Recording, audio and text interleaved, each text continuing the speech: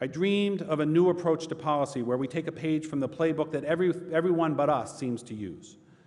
First, ask for a lot more money. Asking for too little money is self-marginalizing. Second, make sure policymakers know that what we are doing is essential to economic growth, social well-being, and national security. Third, explain that all of our policy solutions are based entirely on what is best for consumers, that we really want nothing for ourselves. You can see why this is so confusing, can't you?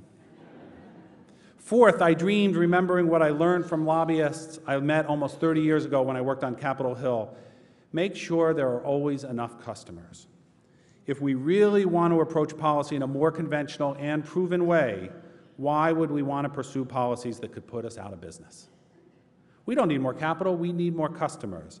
And as a guiding principle, policy in my dream would help people, but not too much.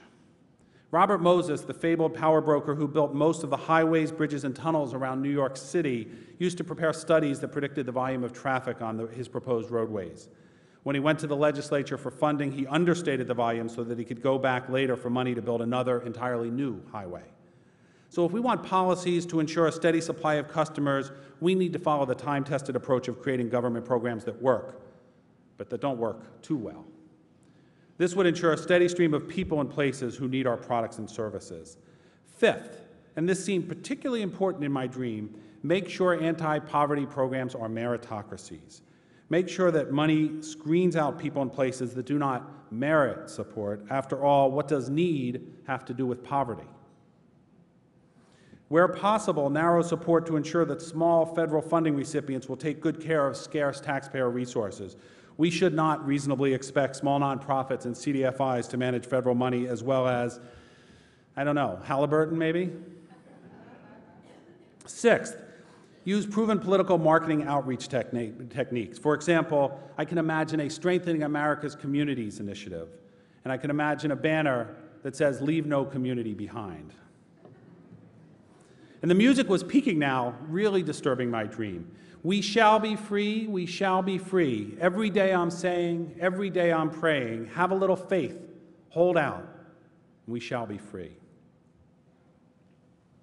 I felt a shudder and a shake. I was alert enough to know that something was wrong. It's not a good feeling on a plane.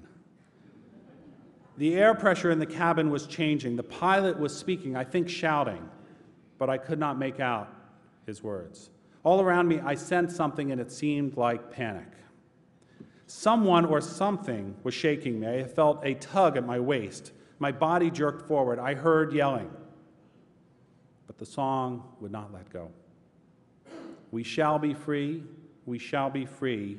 Have a little faith, walk proud, and we shall be free. And I heard a loud voice. Wake up. I have flown on many hundreds of flights, and nothing like this had ever happened before. The flight attendant could not stir me for the landing. They told me later that they knew I was alive because I seemed to be singing inaudibly and smiling.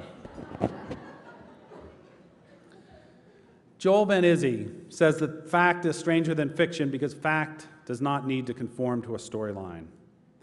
Only a month later, waiting for an elevator in Charlotte and listening to Deborah's response, did I realize that the world I had dreamed is the world as it is, there for our taking if we can find a little slack in our values. The story of 2007 might be titled Lost Values, and while we might wish it were mere fiction or a bad dream, it is brutally hard fact. The credit mess has uncovered deep flaws in our financial system and corroded our nations and the global economy. With more than $40 billion or perhaps $50 billion in losses so far, we are witnessing the impact of an implosion in credit standards and in some cases ethical and moral values that we all sensed, but that only a few people, a few prophets, I think, really saw coming. In the build-up to the release of his new autobiography, former Federal Reserve Chairman Alan Greenspan said that only one person around the Fed had warned about the mess that we will be cleaning up for many years ahead. The person Greenspan did not identify by name was Ned Gramlich, who passed away earlier this year. I hope you remember Ned's funny, warm introduction of Chairman Bernanke last year. Ned's humor and his humility, his intelligence and his integrity, his wisdom and his vision, his belief in community development and opportunity finance, his leadership and his humility. These are just some of the values that live on at the Fed, at the University of Michigan, where Ned taught for much of his career, at Opportunity Finance Network, and in many of our lives, because Ned was here. I met Ned when I had the honor of serving on the Fed's Consumer Advisory Council. My first substantive conversation with Ned was not about interest rates or price stability or cost-benefit analyses, things that he was a renowned expert in. It was about parenting, which he also was an expert in. His advice then continues to benefit me and my kids now. For many years while Ned was at the Fed, he chaired NeighborWorks America. Once, as NeighborWorks chairman, Ned made a round of visits to NeighborWorks affiliates. When Ned walked into NeighborWorks in Rochester, where he grew up, one of the smiles from staff and volunteers that greeted him was the face of his father, who had been a NeighborWorks volunteer for a long time. That apple didn't fall far from the tree. Ned taught economics and policy at the University of Michigan for many, many years. He was one of the nation's leading authorities on Social Security reform. He chaired the commission that kept the airlines industry viable following 9/11. And most immediately important for all of us, Ned led the effort that kept the Community Reinvestment Act intact a few years ago. Ned's last professional contribution is an important book, Subprime Mortgages, America's Latest Boom and Bust, published this summer, soon before Ned died. It's a passionate analysis of what went wrong and what might prevent it from happening again.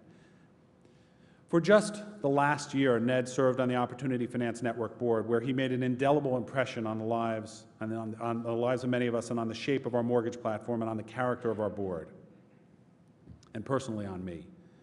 His influence will live on through our work.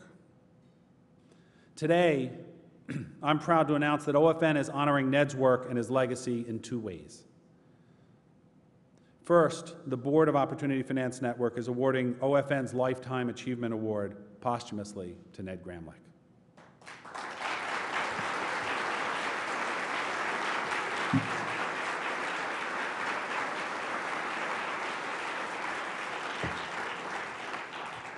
Second, in September, the board instructed me to ask Ned's wife, Ruth, who's here with us today, for her permission to name OFN's Lifetime Achievement Award after Ned.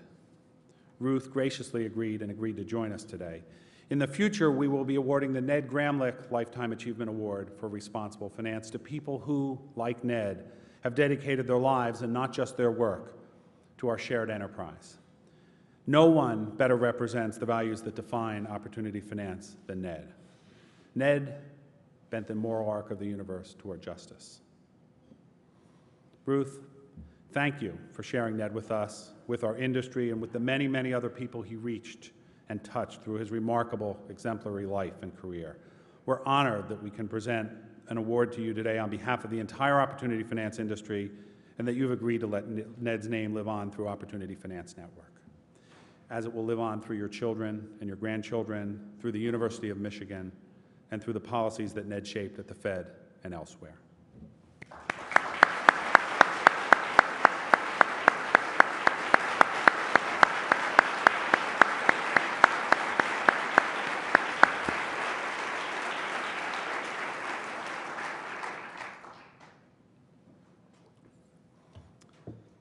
When we unveiled our current strategy in 2003, we envisioned a 6-year period that would start out feeling tumultuous, dangerous, chaotic, and uncomfortable, and I think it did.